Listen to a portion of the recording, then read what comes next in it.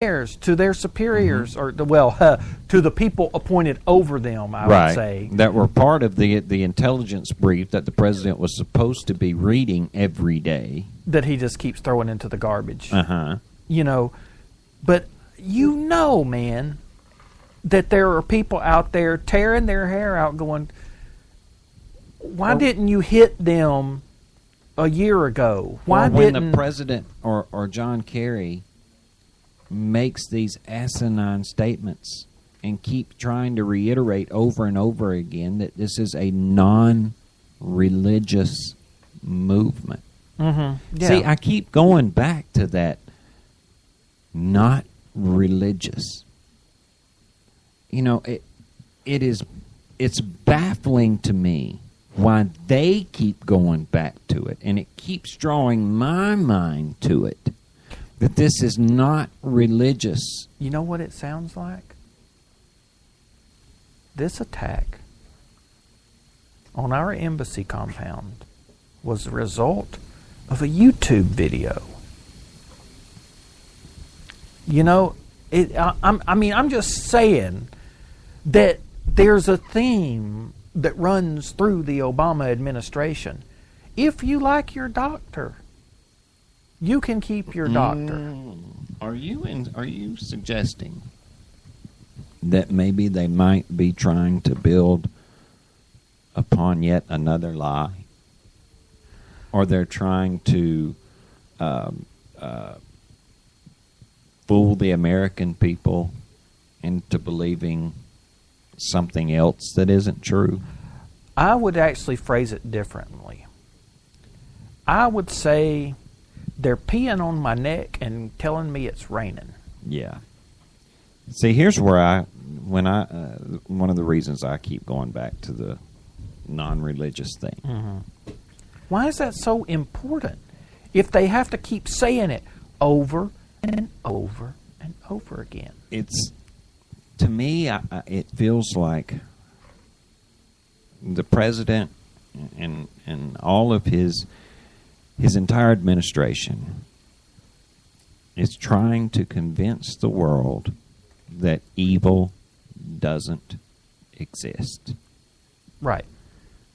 They're trying to convince us that there is no fight against, or that there is no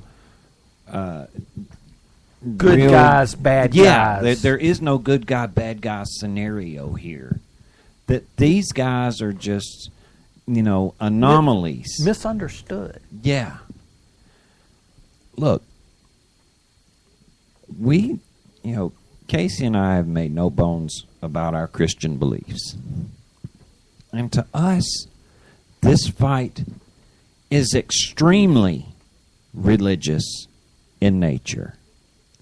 It is now coming down to Sharia versus Christianity. Now, I don't mean to leave the Jews out of this, because Israel happens to be a very big part of this. Well, let's say Judeo-Christian values. There we go. Okay. Sharia versus Judeo-Christian. Or let's, I think, be a little bit more plain. Islamic values, where women are property, where children are property,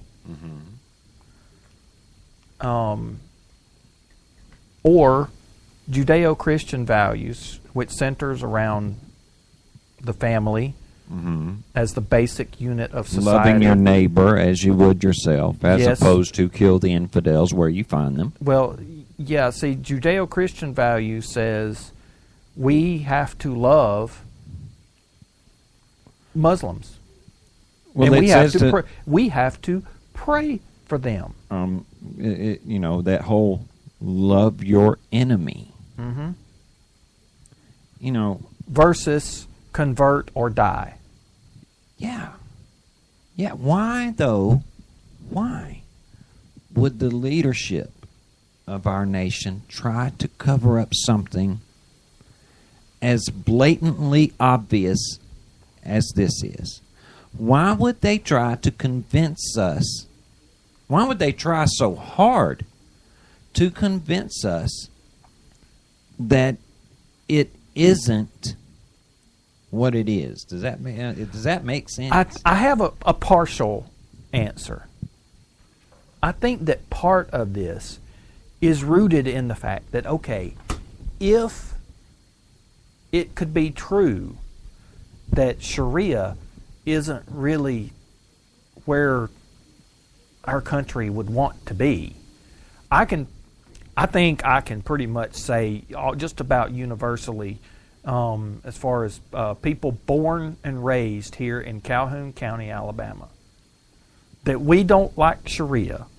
We like Judeo-Christian values. Mm-hmm. Even the atheists who live here and who were born and raised here, and there are a few. Yeah. I think even they would say, no. But see, if you get that thought in your head, then the idea also has to occupy the same space with maybe multiculturalism isn't actually a good thing. Maybe, just maybe, Marty, if Islamic value, if Sharia law isn't as valuable to the world as the Judeo-Christian ethos, then this whole concept, the progressive idea of multiculturalism, might actually be wrong. And then you actually have to start questioning if the multiculturalism part of the progressive ideology is wrong. What else could be wrong about all these things that they've been trying to tell us about climate change? Well, Keynesian economics? According to the president, climate change is a greater threat than ISIS. Because Lord knows Muslims don't burn fossil fuels or like pump it up out of the ground or anything. Right. And sell it to anybody that's got a buck. Yeah. So if I think I see where you're going. If they'll lie about one thing, maybe they'll lie about other things too. Maybe they actually have been lying about everything from the beginning, and maybe this country has fallen for it. Hook, line, and sinker for the past 6 years. But you can see there, this is like playing that game, Jenga, where you stack all these wooden blocks and you have to start pulling them out until the tower falls. You start pulling this out and that out.